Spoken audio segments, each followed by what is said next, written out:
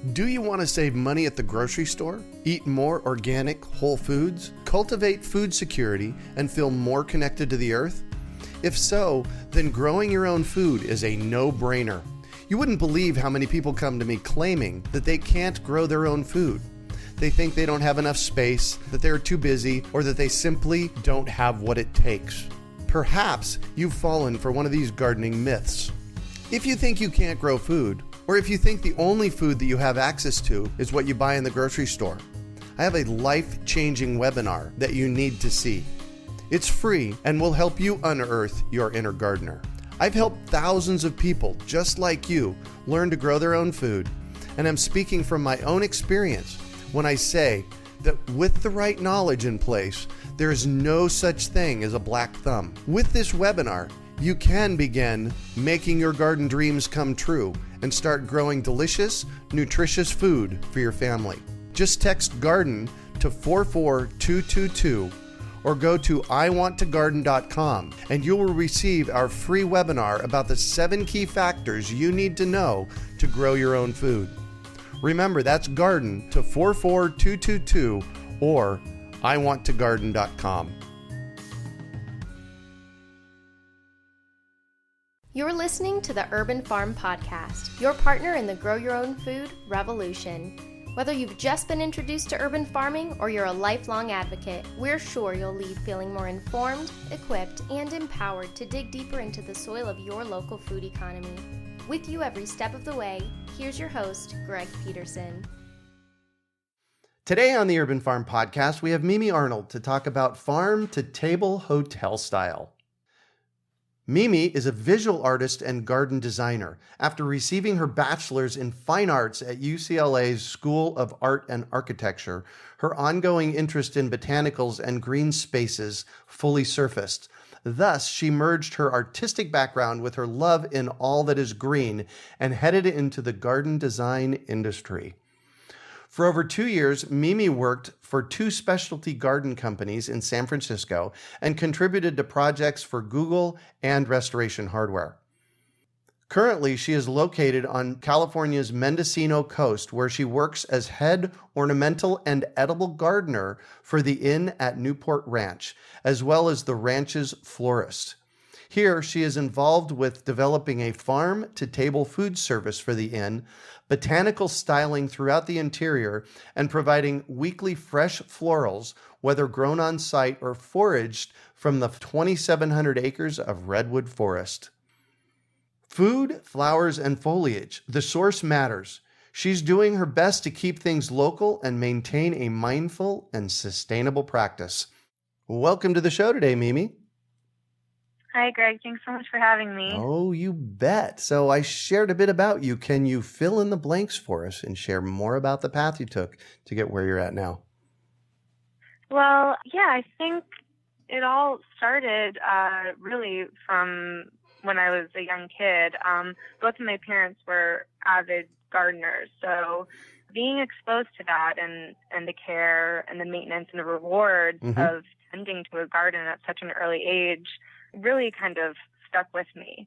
And, I had summer jobs working at nurseries and farm stands, and it's just kind of always showed up in my life, I suppose. So after art school, there's a lot of parallels that I actually can see now in retrospect. And gardening is a very creative process. There's a lot of experimenting and, working with tools and with your hands. And I think ultimately art school encouraged me to trust and to go through an alternative approach to living. And there are a lot of skills that overlap, I think, with the arts and with gardening. So that's kind of how and why I got into the garden design industry. Like you had mentioned, I worked for 2 specialty companies.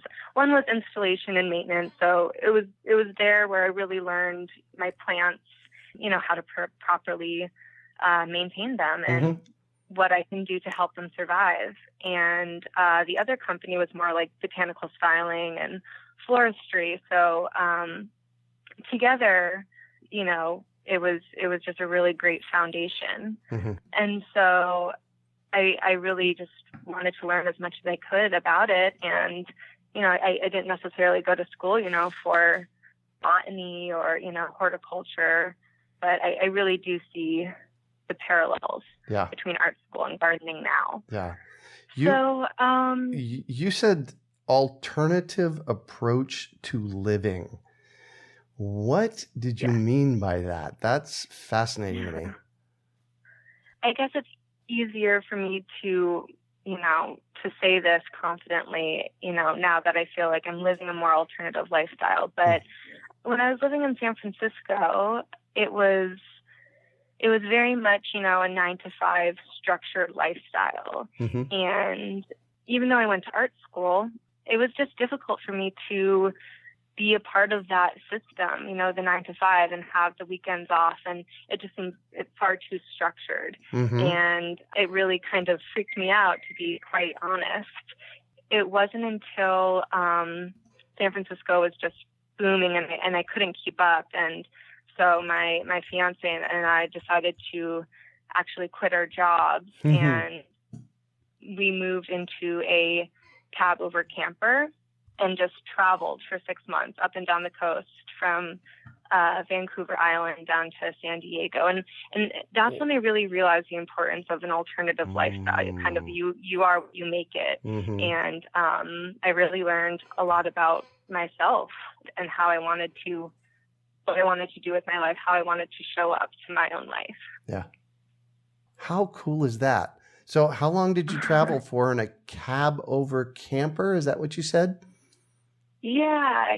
It was a 1986 Ford Ranger. So a pretty old vehicle, but such a tank, and I'm very connected with it. We traveled for about 6 months and just did a lot of exploring and, really reconnected with our surroundings and the land. And it just brought a lot of clarity. Yeah. Cool. Was this recently? It was about 3 years ago. Yeah. So yeah. Recently in human time, not in geologic time. Yeah. Right.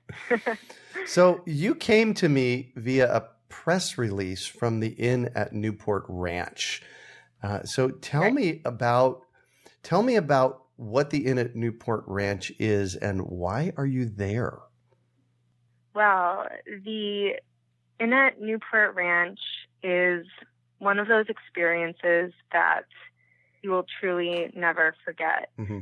Everything about it just really connects you to your surroundings. And it's located on the Mendocino coast. It's about 3.5 to 4 hours from San Francisco. Mm-hmm. So it's pretty far removed. You really have to want to get there and to be there and have this experience just because of the windy roads and the time it takes to get here. But once you're here, we're located on about 2,700 acres of land. So Wow. we have about 1.5 miles of coastline. The rest is forest and cow pastures. So we have a lot of space, and it's very well managed, and it's a very healthy ecosystem. Mm-hmm. And the owner, Will Jackson, he bought the land in time in the 80s, and that's his main objective. It's to preserve and to educate. So we really try to educate our guests. We give tours of the redwood forest, with our farm-to-table production. I think it can be very informative, and it's just an interesting experience for our guests. There's definitely a lot here, considering we're technically in the middle of nowhere. Yeah. How far is the closest city? I'll go there first. Yeah, that's a good question. So it's about, I would say, 11 miles. So yeah, it takes about 30 minutes to Fort Bragg, which is, where we get supplies and everything. Right. But in between there, they're just little coastal towns. It's pretty secluded, and it's very peaceful, and it's very restorative. Nice. So, Farm to Table Program. You're creating one at the inn at Newport Ranch? Exactly. I was hired on as an ornamental gardener, so doing botanical styling and, the interiors and exterior patio pots and this and that. After meeting Will and really developing a relationship and learning about his vision, we really thought it would be a great addition to the experience to offer a farm-to-table production and work very closely with our kitchen. And the whole team is on board, so everyone is involved in their own ways.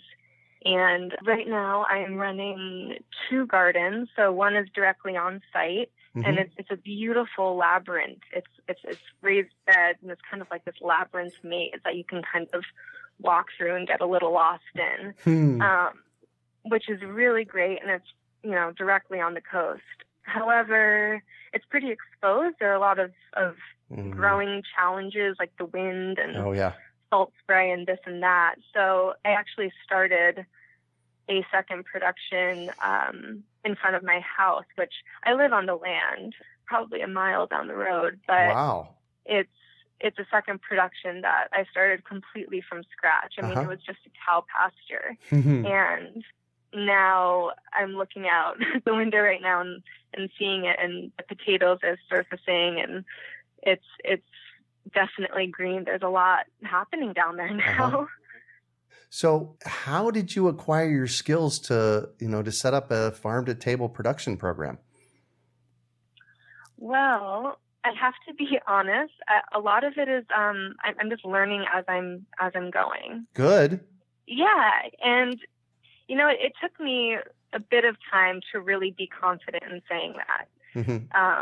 Because I like I said, I went to art school. I didn't take soil science classes and the biology or the scientific method of gardening, which is so important in the process. But I truly believe that there's something to be said about your own passion and your own connection to it. And I care really deeply about every seed and every plant, and I want to see it thrive, and I want to see people benefit from it. I'm learning as I'm going. I'm doing a lot of side research, and I ask a lot of questions. Good. I have there are a lot of like-minded people in the area, friends, family. My brother actually is a great gardener. He's 5 years younger than me, but he's been really, really helpful along the way. So yeah, it's a continuous experiment. Take me back to that moment that you saw an ad, arrived on the property, and realized that they needed somebody to grow flowers for them. Had you ever done anything like that before? And what was that interaction like with them? Again, I was kind of contracted out to begin with, just developing a relationship with the owner and having these discussions and meeting the team and everyone sharing the same objective. It was really surfaced, that the job just kind of surfaced naturally. And it's really hard to believe because it's such a dream. It really is. And I feel so grateful and inspired that I get to be a part of this movement. So it magically happened is what you're telling me. Pretty much. Yeah. A good friend of mine says, "Oh, how usual." Yeah, exactly. Yeah. How cool is that? How long have you been there? I'm going on my 3rd season. 3rd season there. And how long have you been developing the farm-to-table production program? Pretty immediately. I mean, again, the first bit of working, it was more ornamental. And I would say the farm-to-table production really started taking place last year. So the inn has only been open for about 2 years. So there's, of course, a lot of prep before, opening. Last year, we didn't have some of the equipment that we needed to really be efficient. So, like, for example, we didn't have a greenhouse.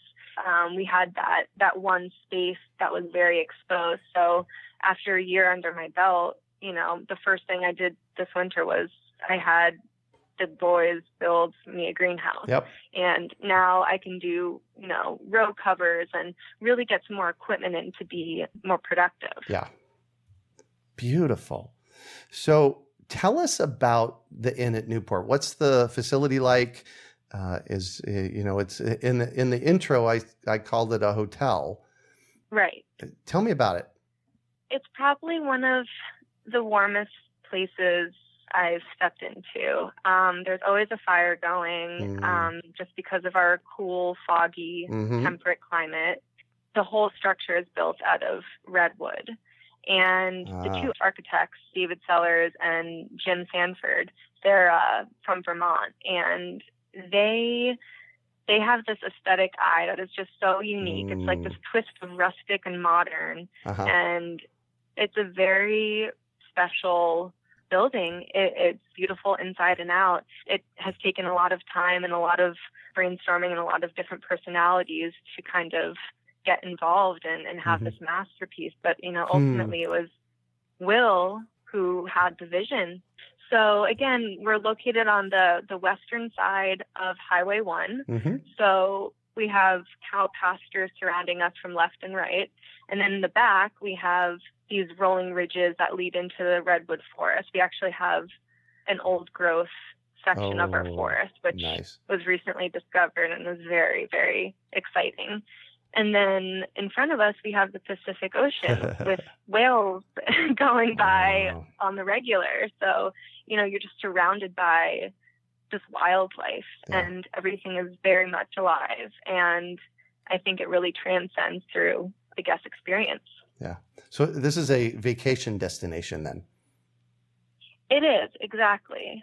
We have people who make reservations months in advance. We have people driving by Highway 1 because it's a very popular activity. Oh, yes, of course. And people just dropping in. So, either one works for us. Beautiful. So you don't often hear about edible gardens at hotels. Is this your vision or something that you... Well, it was actually, it's entirely Will. The edible garden was definitely part of his long-term vision. And I think that's because in California, and specifically in Northern California, there are a lot of like-minded people doing similar things. I think people are really trying to reconnect with what they're putting into their body. And again, this awareness is on the rise, which is so exciting. Yeah. So in our immediate surrounding, in our immediate community, it seems like, we just have this camaraderie with other organizations or hotels, doing a similar thing. But I think, of course, it needs to be at a much larger scale nationally. So, yeah. Wow. How cool is that? So how much of your food is sourced from your own gardens? The first year we were probably at 30%, which, wow. It was the first year, and there's always room for growing. And our goal this year is 40 to 50%.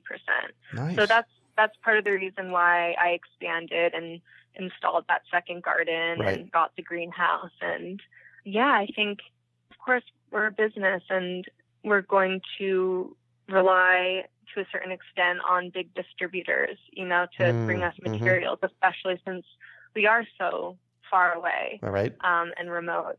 And, even just getting supplies in town, again, that's a 30-minute ride. But, if we can reduce any of those orders or any of that time or gas to go into town and being more self-reliant on our land, I think it's a huge step forward. Yeah, I like that, self-reliant. Do you work with the chefs to plan the gardens? Do the chefs work in the gardens? Because I've known some chefs that have actually gardened before. Oh, that's amazing. Yeah, our chef is wonderful, Creighton Smith. He's also the GM.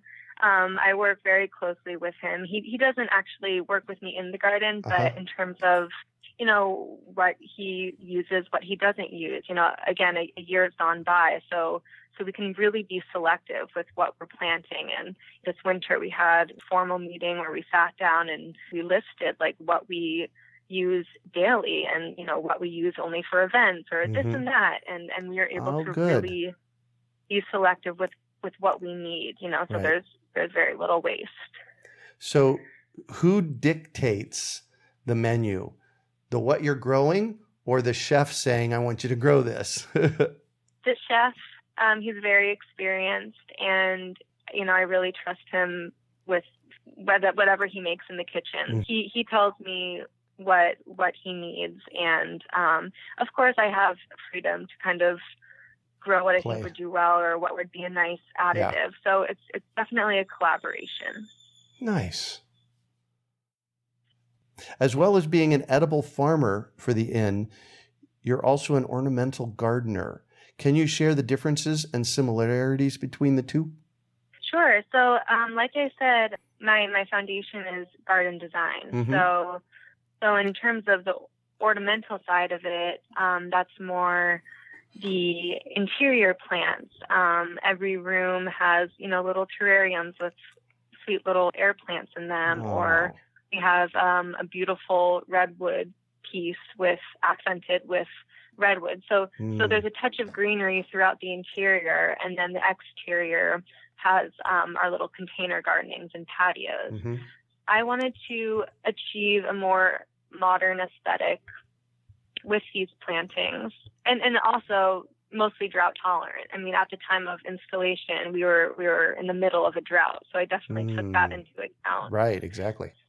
So yeah, everything was, selected at, local nurseries to achieve this modern look. And after the first year of seeing how things took, mm-hmm. It's a very harsh climate. I mean, even though it's temperate, right. We're just so exposed to the wind and the salt. Yeah. And I was able to see, what worked and what didn't work. It was very much trial and error. So I was able to just go back and tweak things. And I'm still doing it. It's, there are certain plants that winterized well last year that didn't make it this year for whatever reason, Probably the fact that we were pummeled with rain for 6 right. months straight. But, so the ornamental is just more stimulating the aesthetic eye, I would say. Beautiful. And, I think there's a lot of power in beauty. Yeah. So while I feel that edible gardening has a bit more of a purpose, mm-hmm. I don't want to underestimate the power of something beautiful. Oh, so amen to that. Yeah. So that's kind of a little bit about the differences of the two. Cool. Yeah. So I always like to delve in a little bit and discover who my guests are. There's a very interesting question here on the list of questions that you sent over. It says, at what moment did you realize, experience, or witness the broken food system within our country? And that's very near and dear to my heart because I had that realization in 1974. Oh, wow. Yeah. So tell me about that. Well, I think it was directly, in my face. I couldn't avoid the issue when I was living in San Francisco. That's when I really started taking note of how dysfunctional it was. I was pretty much a starving artist living in San Francisco. I mean, it was my first introduction to the garden design industry. So, and it was very hard to survive there at the time. I was living there when rental prices were just skyrocketing through the roof, and everything along with that was just extremely expensive. And I've always craved, a healthy lifestyle and food, and it was just very expensive and very inaccessible to me, and it was a huge frustration. It got to the point where, I've always had little gardens, even if I was living in a city or whatever. I had a little rooftop garden when I was living in Haight-Ashbury, just because it was just so astronomical. And right. So that was me really being personally affected by it. Because of the cost of the food or the quality of the food? What were you seeing?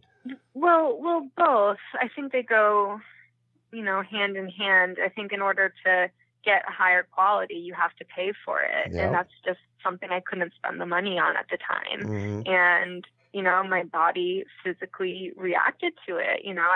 I had constant stomach pains. I was having these incredibly sore muscles that I went to the doctor and no one could figure out what was wrong. And, maybe some was a result of stress and just living in that fast-paced lifestyle. Mm-hmm. But I think a lot of it is what I was putting into my body and the quality of it. So when I started really physically being affected by it, I knew something really needed to change, and it was really time to reconnect, which is why Corey and I, my fiance, which is why we left mm-hmm. and traveled. And I also have been fortunate enough to travel a bit internationally, and it's always amazing to me to see how engaged and how integrated people are with what they put into their bodies. Mm-hmm. I was in Colombia 2 winters ago, and we were in this tiny little village with like one restaurant, and there was a little flock of chickens just wandering around the village, and you knew like that's where the chicken was coming from tonight, Right. It was just so direct, and you were forced to have a relationship with it. And I think that's really important. I think it's so easy to set aside the process of, eating meat or the whole process of food. There's a huge disconnect these days, and it just makes it too easy, I think, to put junk in. Yes. Yeah. Amen to that. So you've mentioned Corey, your fiance, a couple of times. I assume that he lives on the property there with you. He does. He actually helps manage the inn, so we get to work together. Oh, nice. Cool. Yeah. We have a really special team, actually. We also have our 2 best friends from back east and my brother. So oh my gosh, a whole a family of our own living on the property. Wow, cool. So I'm going to shift on you, and I'd like for you to talk about a time you failed, how you overcame that failure, and what you might have learned from it.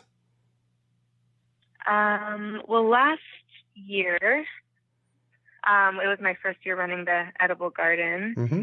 And there were many challenging moments and many failures, but I remember distinctly there was one weekend I had off and we decided to go camping, and over that weekend, the temperature just really rose. We had a heat wave, which is pretty rare on the coast here. Mm-hmm. And I was kind of panicking because I didn't have anyone to water the garden, and I had all of these vegetable starts in this little greenhouse. We didn't have like a proper greenhouse at the time. It was kind of like a tent greenhouse. But anyway, I was just experimenting with starting my own seeds a bit, and I was just panicked, like, oh my God, these poor starts are going to just get smothered, Yeah. And, of course, they were completely dried out, and it was frustrating and disappointing. And just because at the time we were buying all of our vegetable starts at the time, we didn't have the greenhouse, so these were extra special to me because I did start them from seed, right, and put in that extra time and care. And I just realized that of course it's okay to like take a step away from the garden and everything, but I guess I just really realized how integrated I really need to put myself into this garden, and how it's a lifestyle, and it's very healthy to get some separation. But I guess that's when I realized it's a lifestyle. Yeah. Well, and putting systems in place to make sure that, you can still go away. We just have to make sure that we put systems in place. When we leave, the urban farm here is 1/3 of an acre in north central Phoenix, and we have, 19 hens and plants to manage. So I have everything on drip. I have everything on drip, so everything gets watered. Mm-hmm. And we have to find somebody to stay with the chickens if we're gone for more than 24 hours. Exactly. It's just covering all your bases, and maybe for a second I forgot, these are all living things. They're little babies, and they're fragile at the time. Usually plants are pretty resilient, but in that, current situation, they were babies. Right. They just need that extra attention and love and management, Yeah. So what do you consider your biggest success? Specifically with gardening, I think I'm most proud of the second production I've been developing, the garden that's in front of my house. It's just really what needed to happen in order to be a proper farm-to-table production. The other garden that's directly on the property, it's definitely productive and, we get great results, but it just wasn't fully enough to really call ourselves farm-to-table. Yeah. So again, it was a cow pasture in front of our house that now is fenced off. It has, drip irrigation. Things are going off. Things are sprouting. Things are happening down there. Yeah. So there's been quite a transformation in just a year. So I think that's definitely a big success for me. Cool. And one of the bonuses is an old cow field. So lots of fertile ground underneath. Exactly. Yeah. Yes. Yeah. So what drives you? I think preserving and reconnecting to our planet is what drives me. Mm-hmm. I think that's an underlying piece of a lot of the people that I talk to. It's, what are we leaving our kids and our grandkids, and we have to do something about it. Yeah. Well, that must be so hopeful for you to see and speak with all these like-minded people who share the same objective. Yeah. Yeah, which is really cool. So I'm all about education, and I have to know, is there a book that's been influential for you in this process? Yeah, there has been. My sister's husband gave me Ishmael by Daniel Quinn to read a few summers ago, and it's very profound. He was actually teaching it to his high schoolers, I think, at the time, which was pretty cool, I thought, very progressive. It really has helped me in multiple ways. Okay, so you get the award because my favorite book of all time is what? I don't know. Ishmael. And the reason that I ask this question is because I'm looking for the books that profoundly change people's lives. Yeah. And Ishmael profoundly changed my life. Wow. And it's my book. That's amazing to hear. Yeah. It's your book. It's my book. I have read everything by Daniel Quinn, and I like to live by what I call Quinian philosophy, his philosophy behind all of his books. So, wow, how cool is that? I have to tell you, I'm kind of like speechless right now, I have been looking for 220 some episodes for somebody to say this book. So ding, ding, ding, ding, ding. How cool is that? All right. So for everybody out there, if I was being interviewed on my podcast, that would be my book. Tell me, Mimi, what was the profound thing what happened for you when you read the book? I mean, his words, everything that he was describing in these kind of breakdowns of how we got to be where we are. I mean, it's unfolding right in front of me. Yeah. Like right in front of me. I'm in my present moment. I am seeing this happen. It was still hopeful at the end of the day, Right. What's the alternative? To not fight back? No. I get very emotional just thinking about this book. Oh, I hear you. For our listeners out there that haven't read it, it's a conversation between a gorilla and a man, and the gorilla is the teacher. And what's he teaching? How our modern day, got to be where we are, I would say, kind of the breakdown and the historical breakdown of cultures and humans and the relationship with our planet and how twisted it is. That's a good way of putting it. That's a good way of putting it. Twisted, yeah. The curious thing about Daniel Quinn and the way he writes is he leaves breadcrumbs for us along the way about what to do about it, but he doesn't tell us what to do. Right. Well, it's up to us to find what resonates with us and what's passionate for, us individually to fight back. I mean, it's going to be different across the board. Yeah. Yeah. Wow. Well, thank you for sharing that. That was, as you were sharing it, I was doing a happy dance over here. Really? Yeah, getting chills all the way down to my toes doing a happy dance. So thank you. Me too. Thanks for that. Me too. On both ends. Yeah. So what one final piece of advice do you have for our listeners? Just because it was a challenge for me while I was growing, I think it's very important to listen to yourself and to trust it. Mm-hmm. You know, it takes a lot of hard work and it takes an open mind to truly listen to yourself. But there's always something very important that needs to be heard. Yeah. So listen to yourself. Yes. Well, thank you so much for joining us on the show and sharing your experience with us today, Mimi. It has been a treat getting to chat with you. Yeah, you as well. I appreciate contributing. Yeah, well, you contributed very nicely, so thank you. How can our listeners get a hold of you? You can email me if you have any questions or comments. Mm-hmm. My email address is Mimi, M-I-M-I, F as in Frank, .Arnold @gmail.com. Okay. You can find me on Facebook or Instagram. You can, check in with our projects at the inn. Perfect. All of the cut flowers are going to be blooming soon. Vegetables are going to be harvested soon. So it'll be a very exciting thing to see. I'll be documenting it well. And that is MIMIIMIM0.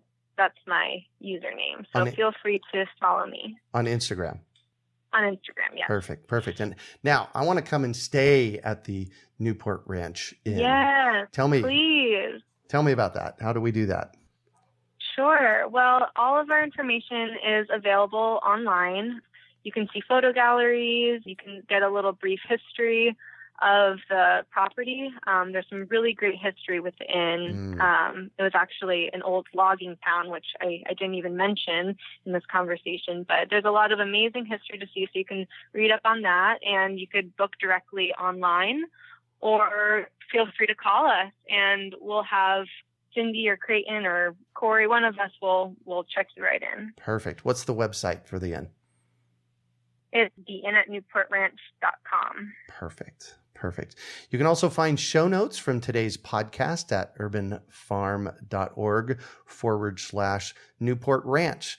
Well, that's it for today. Thanks for joining us on the Urban Farm Podcast. Do you want to save money at the grocery store? Eat more organic, whole foods? Cultivate food security and feel more connected to the earth? If so, then growing your own food is a no-brainer. You wouldn't believe how many people come to me claiming that they can't grow their own food. They think they don't have enough space, that they're too busy, or that they simply don't have what it takes. Perhaps you've fallen for one of these gardening myths. If you think you can't grow food, or if you think the only food that you have access to is what you buy in the grocery store, I have a life-changing webinar that you need to see. It's free and will help you unearth your inner gardener. I've helped thousands of people just like you learn to grow their own food, and I'm speaking from my own experience when I say that with the right knowledge in place, there is no such thing as a black thumb. With this webinar, you can begin making your garden dreams come true and start growing delicious, nutritious food for your family. Just text GARDEN to 44222 or go to iwanttogarden.com and you will receive our free webinar about the 7 key factors you need to know to grow your own food. Remember, that's GARDEN to 44222 or iwanttogarden.com. We hope you enjoyed today's episode of the Urban Farm Podcast. Remember to listen 3 days a week for tips, advice, and resources to help you on your journey with urban farming.